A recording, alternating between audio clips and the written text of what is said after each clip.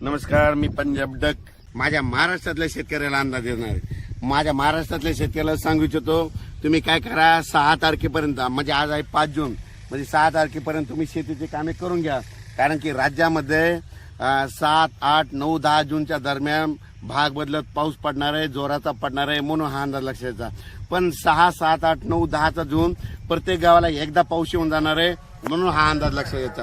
पण राज्यातल्या सर्व शेतकऱ्याला सांगू इच्छितो की हा पाऊस पूर्व विदर्भ, पश्चिम विदर्भ, दक्षिण महाराष्ट्र, उत्तर महाराष्ट्र, कोकणपट्टी, खानदेश, मराठवाडा सगळीकडे पाऊस पडणार आहे, म्हणून हा अंदाज लक्षात येतो. पण राज्यातल्या सर्व शेतकऱ्याला सांगू इच्छितो की राज्यामध्ये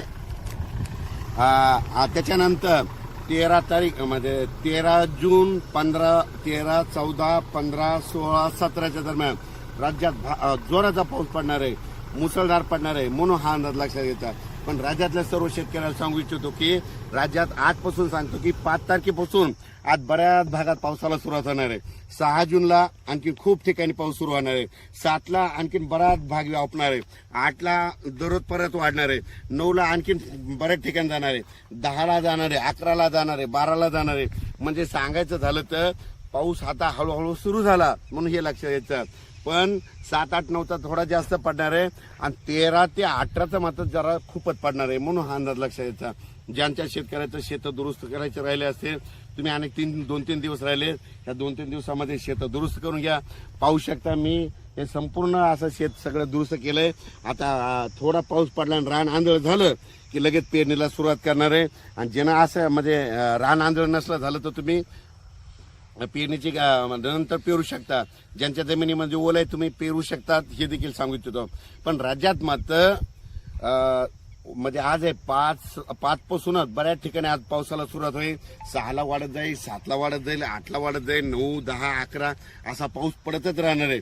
दररोज वेगवेगळा भाग घेत राहणार आहे, म्हणून हा अंदाज लक्षात घ्यायचा. त्याच्यानंतर 13 ते 18 देखील खूप पडणार आहे, म्हणून हे लक्षात घ्यायचं. आणि माझी सर्वांना विनंती आहे, कापूस लागवड करत असाल तर तुम्हाला एक सांगू इच्छितो, मी स्वतः कापूस लागवड करणार आहे. यावर्षी 3x1 अंतर आहे. 3x1 अंतरनं काय होतं, 1 एकरमध्ये 14,000 झाडं बसतात. जर कापसाचं झाड कमरा इतकं जरी असलं तर त्या कापसाला काय होतो, चांगला उतार येतो. आणि खताचं नियोजन एकदा फक्त रेगाटीला खत द्यायचा, परत खत द्यायचं नाही, काही नाही, फक्त पोळ्याची अर्धी बॅग युरिया द्यायची. आणि असं नियोजन केल्याच्या नंतर 3x1 12, 13, 14 क्विंटल पर्यंत कापूस निघतो. म्हणून हे देखील सगळ्यांनी करायचं. म्हणजे अंतर कमी करा, खर्च कमी करा.